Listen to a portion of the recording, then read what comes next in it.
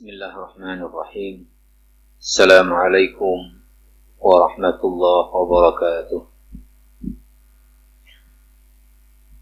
Innal hamdalillah nahmaduhu wa nasta'inuhu wa nastaghfiruh wa na'udzu bihi min shururi anfusina wa sayyiati a'malina. May yahdihillahu fala mudilla lahu wa man yudlilhu fala hadiya lahu. أشهد أن لا إله إلا الله وحده لا شريك له وأشهد أن محمدا عبده ورسوله اللهم صل وسلم وبارك عليه وعلى آله وأصحابه أجمعين وبعد فأوصيني وإياكم جميعا بتقوى الله اتقوا الله حق تقاته ولا تموتن إلا وأنتم مسلمون وتزودوا فإن خير الزاد التقوى واتقوا الله يا أولي الألباب. Hadirin hadirat sidang jamaah salat maghrib yang dirahmati Allah. Alhamdulillah kita atas nikmat Allah Subhanahu wa taala dan rahmatnya telah dapat melaksanakan salat maghrib kita di awal waktu secara berjamaah di rumah Allah Subhanahu wa taala ini, meskipun dalam kondisi yang belum kondusif, tapi dengan niat untuk meraih keutamaan berjamaah terutama bagi laki-laki, maka kita usahakan untuk berhadir dengan tetap juga memperhatikan aspek pencegahan daripada terpapar dengan virus corona dengan mengikuti protokol kesehatan. Kita berdoa kepada Allah Subhanahu wa taala secara sungguh-sungguh, mudah-mudahan Allah Subhanahu wa taala segera cabut peredaran dan penyebaran virus ini terutama di kalangan umat Islam agar kita dapat kembali beraktivitas secara normal dengan aman dan nyaman. Mudah-mudahan ini Allah Subhanahu wa taala wujudkan segera. Para jamaah yang mulia, kembali kita kepada kajian fikih zakat dengan rujukan kitab Fiqhuz Zakah Syekh Yusuf Al-Qaradawi. Yang lalu kita sudah sampai pembahasan kepada bahwa di antara persyaratan suatu harta yang dimiliki seseorang itu kena zakatnya adalah orang tersebut bebas daripada hutang. Dalam istilah bahasa Arabnya as-salamatu minad dain. Para ulama seperti disebut Syekh Yusuf Al-Qaradawi memang berbeda pendapat apakah hutang seseorang kepada orang lain yang kalau dia membayar hutang itu dari pendapatan dia, maka menjadilah pendapatan dia atau kekayaan dia itu tidak mencukupi nisab lagi untuk kena zakat atas pendapatan dia tadi atau harta dia. Apakah ketika dia bayar hutangnya kemudian tidak cukup lagi nisabnya, apakah kena tetap bayar zakat atau hutang tadi menghalangi kewajiban dia membayar zakat? Ulama punya perbedaan pendapat dalam masalah ini Ada yang memilah-milah antara harta yang disebut dengan al-amwal al-batinah, harta-harta yang batin, dia tidak nampak. Seperti duit, orang yang punya duit banyak itu nggak nampak. Kalau bahasa yang populer di masyarakat, uang itu nggak bunyi, hanya mutu, ya. Sehingga orang di bank berapa kita tidak tahu, karena tidak ada orang yang terang-terangan angkut-angkut uangnya kemana-mana.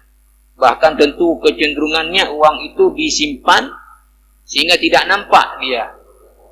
Nah, seperti ini disebut dengan al-amwal al-batinah. Nah, pada harta yang seperti ini ada yang mengatakan apabila hutang tadi ini tidak menghalangi orang itu untuk kemudian wajib mengeluarkan zakat. Tapi ada juga yang mengatakan tetap wajib mengeluarkan zakat walaupun dia punya hutang.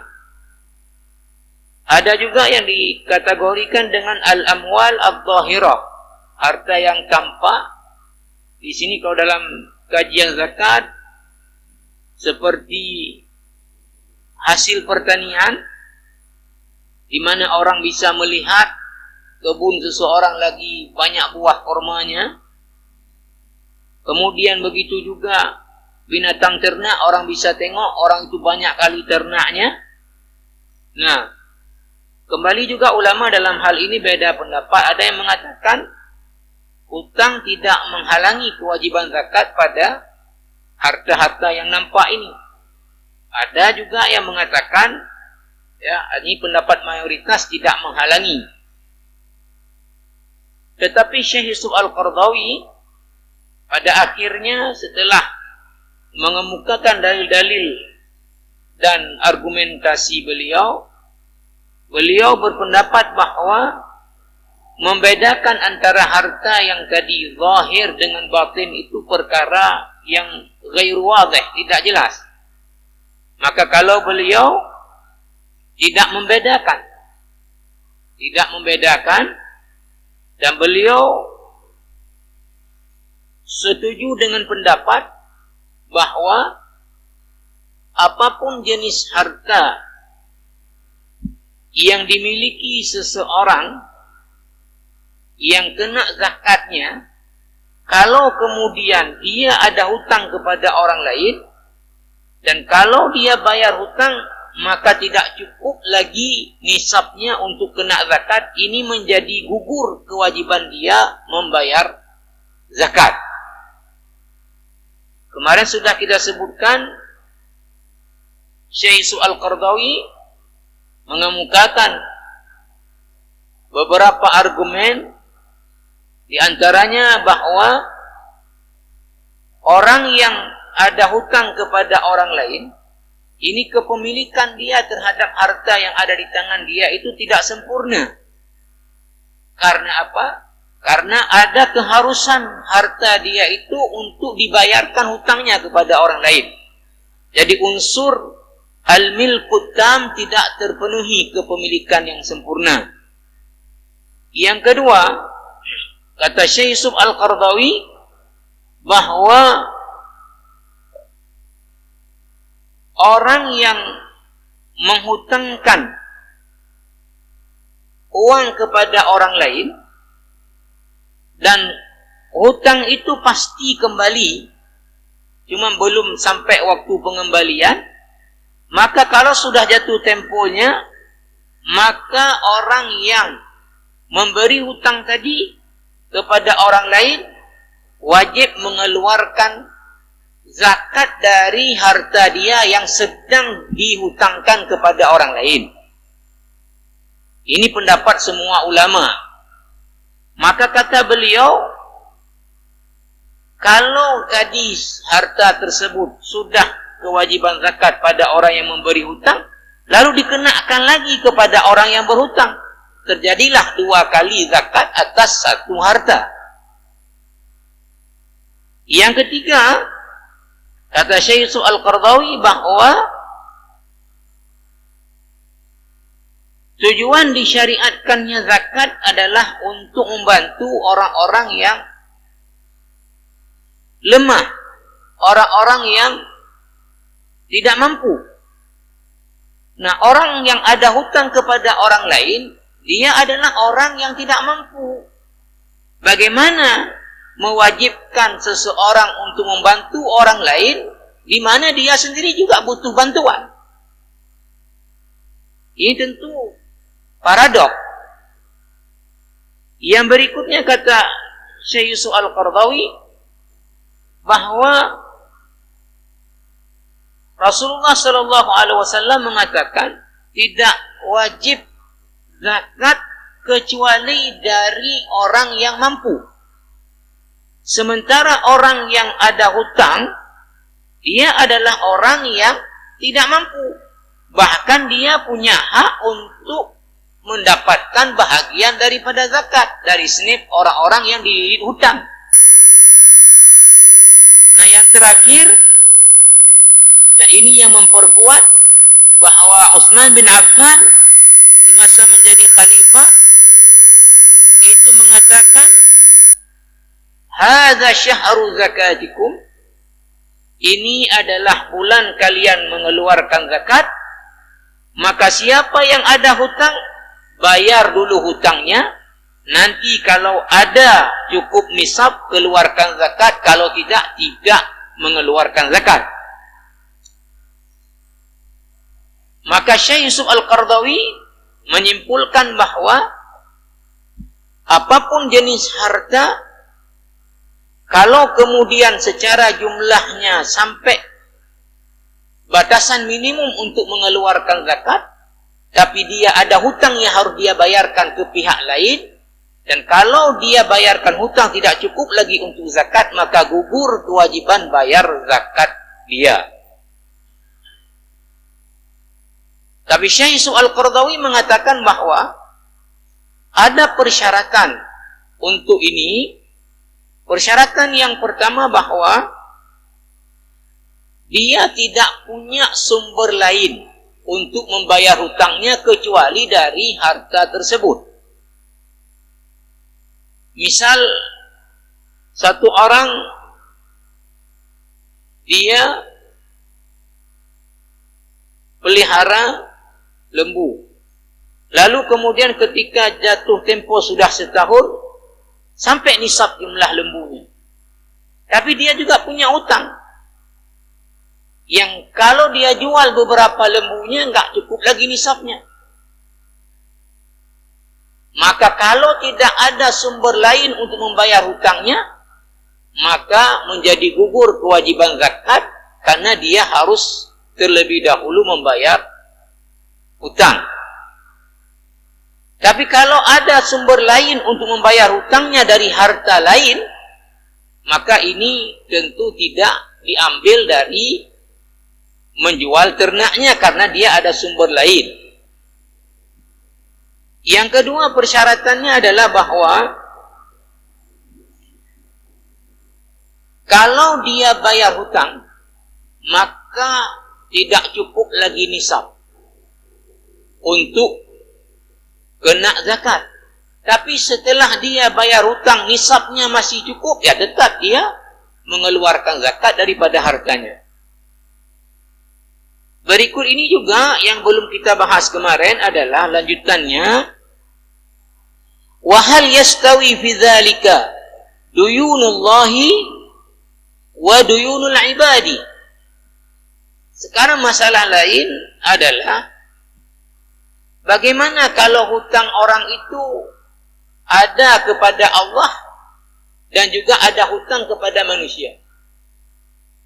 Bagaimana hutang kepada Allah? Ada orang bernazar untuk kemudian dia misalnya ya memberi santunan anak yatim sekian kalau dia misalnya. Maka kemudian dia ada hutang kepada Allah. Nah, sekarang kalau dia bayar santunan tadi kepada anak yatim yang dia sudah bernazar, maka enggak cukup lagi nisabnya. Ini namanya hutang kepada Allah. Atau orang ada melakukan pelanggaran-pelanggaran yang dia mesti bayar kafarat. Ini namanya hutang kepada Allah. Tentu kemudian yang satu lagi lah hutang kepada manusia. Kembali ulama juga beda pendapat dalam hal ini.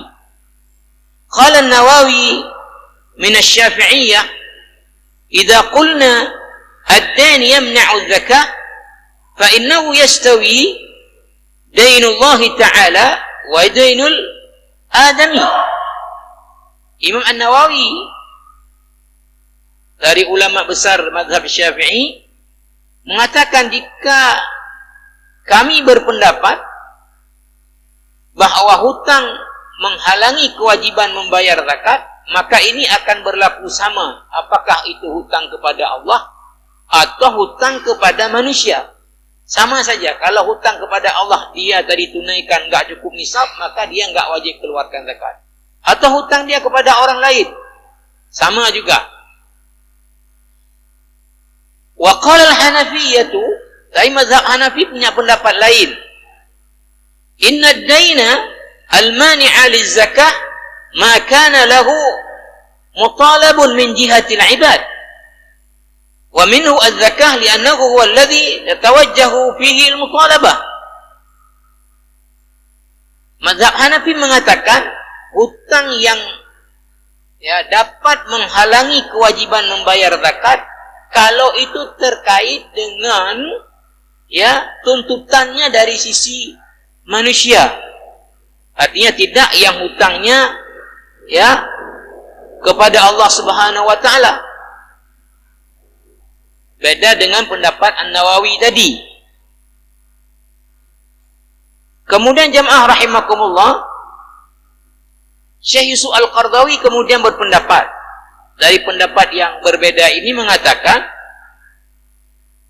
وهذا هو الذي نختاره إذا كانت الحكومة المسلمة هي التي تقوم بأمر الزكاة حتى لا يدعى من يشاء من أرباب المال أن عليه نذورا أو كفارات أو نحو ذلك مما لا يستطاع تحقيقه وإثباته أو نفيه. Kata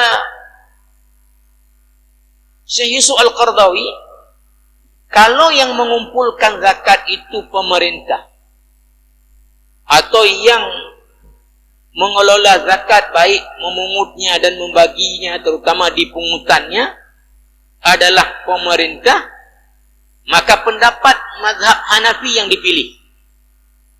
Artinya apa?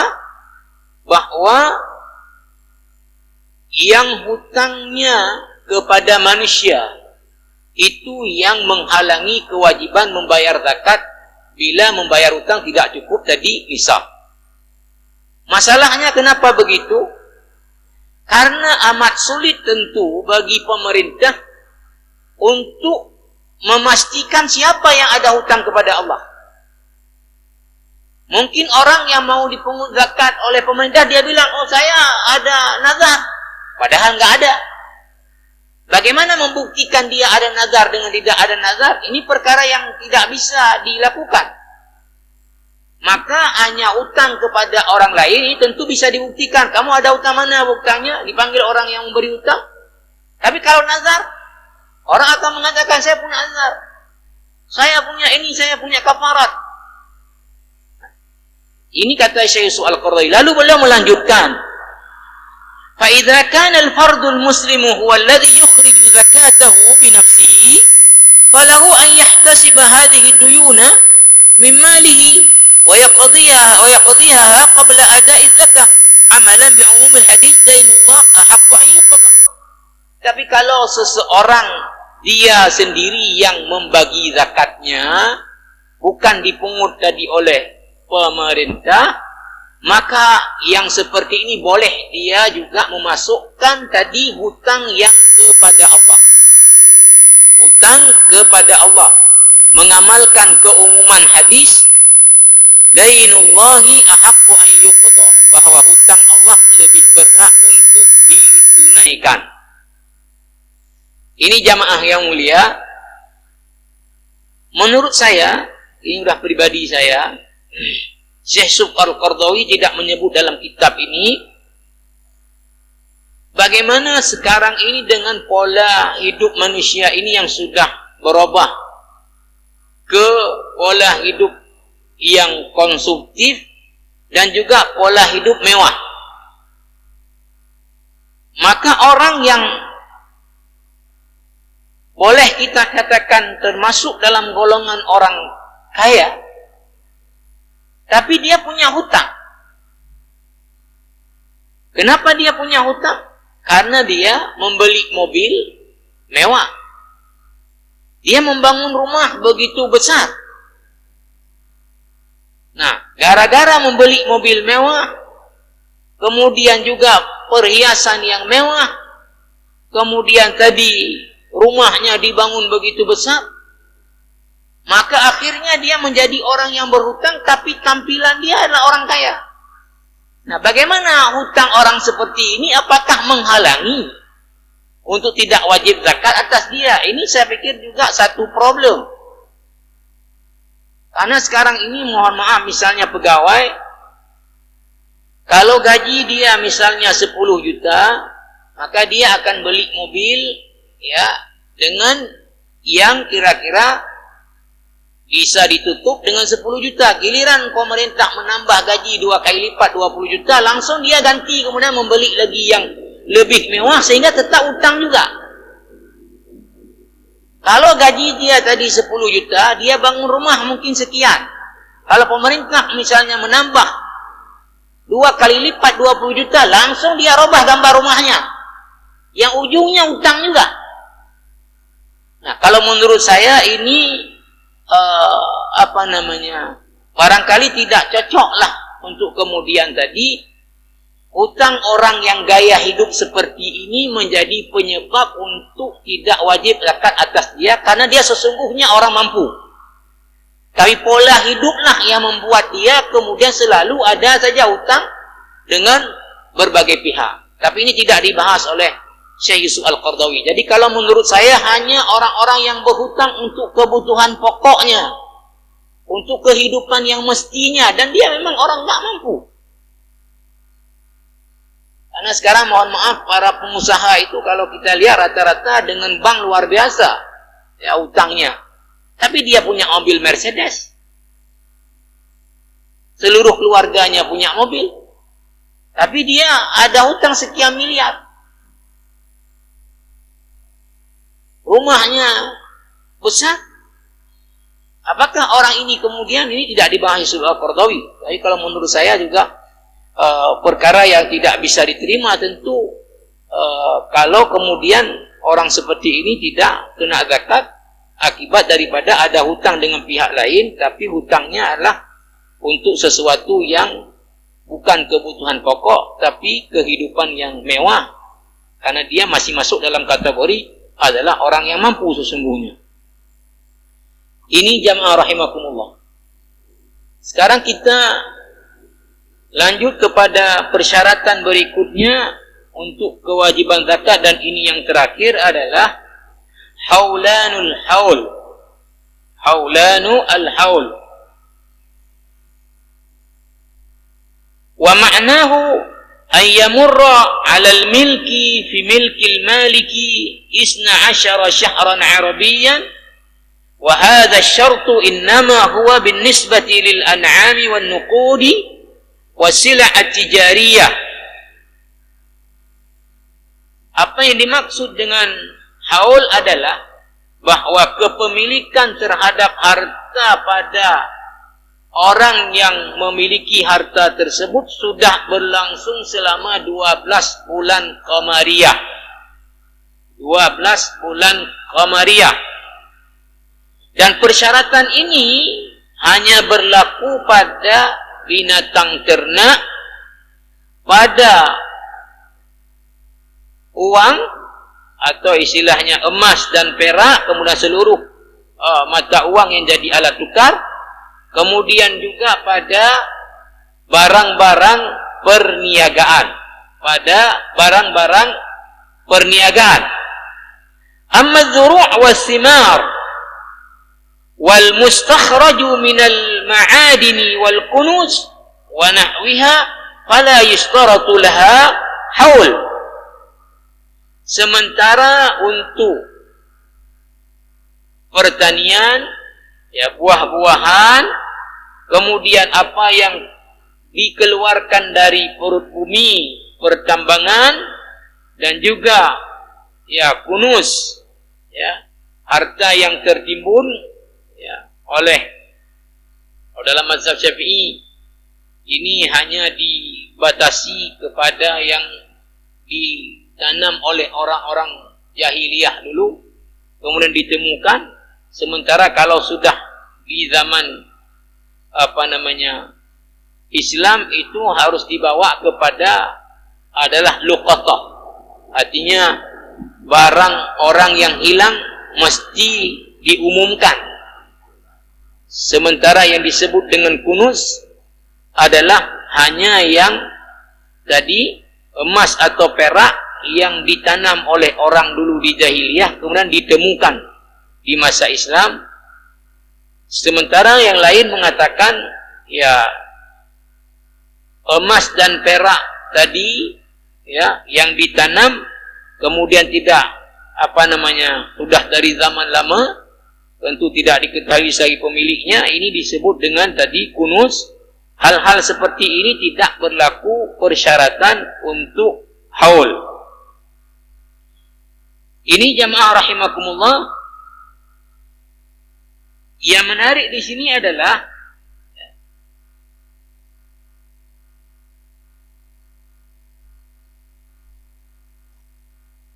terkait dengan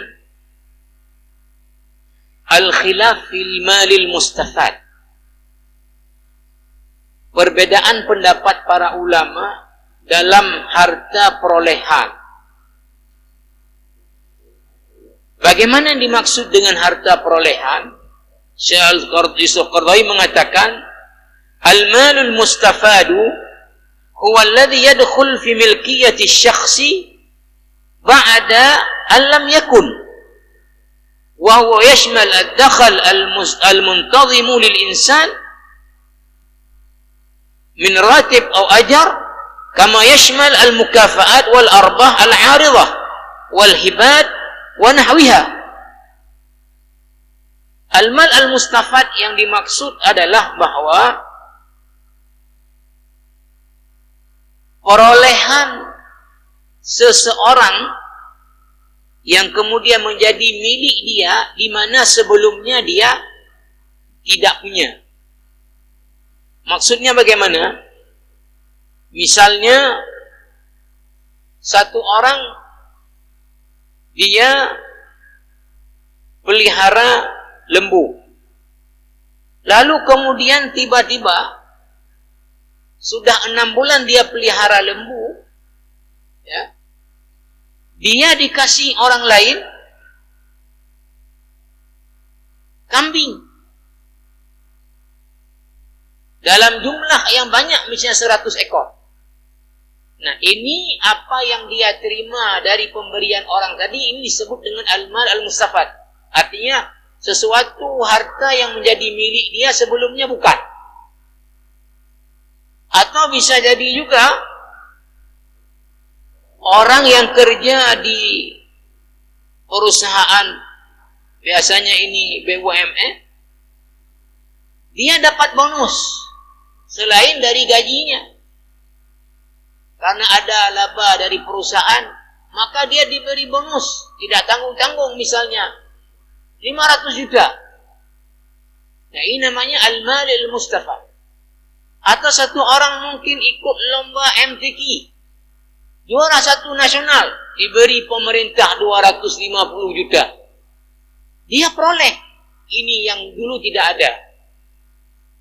Ini disebut dengan al-mustafad. Termasuk juga bahwa orang awalnya tanah dia tidak produktif, ya, tanah mati. Kemudian kena jalan tol, dibayarlah tanah dia tadi, dapatlah dia uang sampai 1 miliar. Ini namanya al-mal al-mustafad. Nah, bagaimana masalah ini? Apakah berlaku haul atau kita bayar zakat pas terima? Ini yang dibahas oleh Syekh Yusuf Al-Qaradawi. Misalnya tadi orang yang menjual tanahnya untuk jalan tol, apakah ketika dia terima uang dari pemerintah 1 miliar, dia bayar zakat 2,5%? Ya, sebelum dia gunakan untuk apapun? Atau uang itu dia terima, dia catat tanggal dia terima, maka nanti setelah sampai setahun ke depan secara bulan Qamariyah, dia lihat lagi uang yang 1 miliar tinggal berapa. Kalau sampai nisab masih, dia keluarkan zakat. Kalau sudah habis kepakai, maka dia tidak keluarkan zakat. Sama juga tadi orang yang dapatkan bonus dari pemerintah juara MTQ. Apakah setelah dia terima 250 juta tadi, langsung kena zakat 2,5 tadi? Atau setahun ke depan kalau sudah jatuh tempo, dia lihat lagi berapa sisa uangnya? Ini yang dimaksud dengan pembahasan al-mal al-mustafad. Maka Syekh Yusuf Al-Qaradawi mengatakan,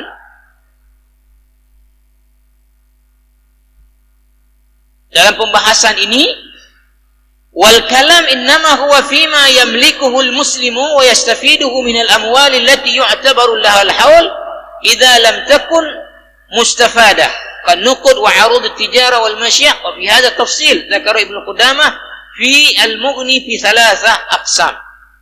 Jadi al-mal al-mustafad ini ada 3 kata Ibnu Qudamah jenisnya. Pertama, fa idza kana al-mal al-mustafad nama'an limalin 'indahu wajabat fihi az-zakah karibhi mal at-tijara wa nitaj al-ma' as-sa'ima fa hadha yajib dhammuhu ila ma 'indahu min aslihi wa yu'tabar hawluhu bihawlihi. Qala Ibnu Qudamah la na'lam fihi khilafan li'annahu taba' lahu min jinsi. Yang pertama adalah perolehan dia dari hartanya yang dulu belum ada ini dari dari jenis harta yang sama yang dia punyai, dan itu merupakan juga pertumbuhan dari harta yang sudah dia miliki. Contohnya, orang yang pelihara ternak, maka tanggal pertama dia pelihara ternak itu sudah sampai nisabnya. Misalnya lembu dia sudah ada 30 yang dia pelihara dengan persyaratan tentang masalah ini. Nah, di tengah jalan beranaklah lembu dia 1, 2, 3, 4, 5, 6. Maka nanti ketika jatuh tempo semuanya dihitung. Semuanya dihitung. Karena apa? Karena dia keluar dari jenis harta yang sama dan tambahannya daripada produk jenis harta yang sama. Contoh lain disebut di sini, orang yang jualan. Awal dia mulai jualan, dia hitung kekayaannya 100 juta. Maka sebulan bertambah keuntungan jadi 110 juta, 120. Sabtu jatuh tempo, semua ini digabung. Karena dia pertumbuhan dari harta yang sama. Bahkan kata Ibnu Qudamah, ulama besar dalam mazhab Hambali, dan kitab beliau jadi rujukan utama dalam mazhab Hambali, Al-Mughni, tidak ada beda pendapat di antara ulama kalau dalam masalah al-mal al-mustafad yang jenis seperti ini. Jenis yang kedua, fa in kana al-mal al-mustafad min ghairi jins ma 'indik bi an kana 'indahu nisab min al-ibil fastafada baqaran aw min al-an'am fastafada nuqudan fa hadha 'inda jumhur al-fuqaha lahu hukmu nafsihi wa la yadhammu ila ma 'indahu fi hawl wala nisab. Tapi kalau seandainya perolehan harta dia tadi dari jenis lain, dari yang sudah dia miliki. Satu orang pelihara onta, dan dari awal dia pelihara onta sudah cukup nisabnya. Di tengah-tengah sudah 5 bulan dia pelihara onta, datang orang hibah ke dia kambing. Maka nanti untuk onta ini dia nisabnya, haulnya sendiri, kambing ini juga dihitung tanggalnya sendiri, tidak digabung dengan onta, karena jenisnya adalah berbeda. Orang yang pelihara sapi, di tengah-tengah haul, artinya setelah dia misalnya 6 bulan pelihara sapi, datang orang kasih duit ke dia, hadiah 1 miliar. Maka nanti ketika jatuh tempo lembunya, tidak digabung dengan duit ini. Duit berdiri sendiri, awal diterima dihitung, nanti jatuh haulnya haul sendiri, dan nisabnya nisab sendiri, karena jenis dari hartanya adalah beda. Ini yang kedua. Yang ketiga, wa in kana al-malul mustafad min jinsi nisab 'indihi qad in'aqada 'alayhi haul adh-dhaka bisabab mustaqil, misal an yakuna 'indahu 40 min al-ghanam madha 'alayhi ba'd al-haul wa yashtari aw yuhab lahu 100, وهذا لا تجب فيه الزكاة حتى يمضي عليه حول عند أحمد والشافعي، وقال أبو حنيفة يضم إلى ما عنده في الحول فيزكيهما جميعا عند تمام حول المال الذي كان عنده. Sekarang kalau seandainya perolehan dia dari harta itu adalah jenis daripada harta yang dia miliki, tetapi bukan produk daripada harta dia. Jadi kalau pertama dia pelihara lembu, dari awal sudah cukup nisab, di tengah-tengah beranak lembunya, dari lembu dia keluar tambahan ini. Sekarang bukan dia pelihara lembu, tapi setelah 6 bulan datang orang tambah lembunya. Bukan dari beranak dari lembu itu. Orang pelihara kambing dari awal sudah cukup nisabnya, ya 40 misalnya ekor. Di tengah-tengah jalan sebelum setahun, datang orang tambah lagi kambing kasih untuk dia. Nah, ini ulama beda pendapat. Disebutkan di sini kalau pendapat Imam Ahmad dan Imam Asy-Syafi'i, ini yang tambahan baru diterima ini dihitung haul sendiri, tidak digabung. Tapi Abu Hanifah berpendapat lain, tetap digabungkan dengan yang sudah ada, sehingga ketika jatuh tempo yang sudah ada, yang perolehan di tengah jalan digabung terus untuk dihitung bersama untuk dikeluarkan zakat.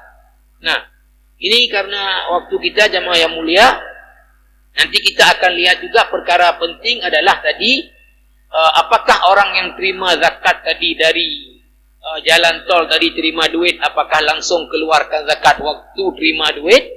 Yang bonus tadi juga, apa dia menunggu setahun kemudian ketika jatuh tempo, dia lihat apa cukup nisabnya dia keluarkan atau tidak? Ini insyaAllah akan kita bahas pada kesempatan yang akan datang, menyempurnakan tentang masalah al-mal al-mustafad ini. Subhanakallahumma bihamdika asyhadu an la ilaha illa anta astaghfiruka wa atubu ilaik. Assalamualaikum warahmatullahi wabarakatuh.